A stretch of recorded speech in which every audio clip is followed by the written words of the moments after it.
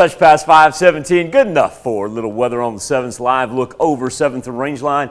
Very, very comfortable, very, very warm actually for a late March, early morning. 51 degrees is where we stand right now in Joplin. We've seen some mid-40s out there just south of I-44 throughout most of southeast Kansas, pressing up close to 60 there. Neodesha and Independence. Miami sits at 65. Welch already chiming in at 61, and even to the north up in Fort Scott and Nevada already at 58 degrees. Of course, the wind will continue to pour in today, leading us to some wind advisories for our counties in tan, and then out in the far western portion of southeast Kansas, red flag warnings. So that's an indicator that the farther west that you go, not only does the wind pick up, but also too the humidity goes down.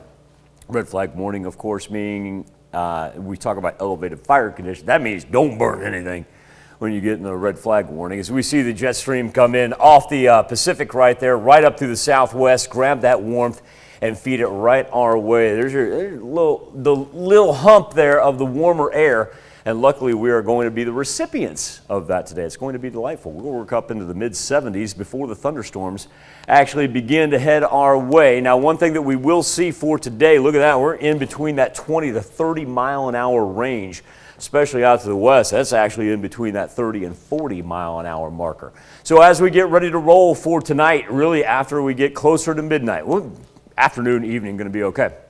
And then as we turn into Wednesday, here we go. We're going to get some heavy rain to go along with the thunder and the lightning, get some localized flooding, and as it continues to roll through, last us for the Wednesday morning commute as well. That's why I want everybody to be on their toes, especially for that flooding if you leave before sunrise tomorrow, because our severe thunderstorm risk map still putting us in that low category. Haven't seen hardly any movement as far as geographically in that low category, an indicator that the high wind and even the possibility for hail still exist.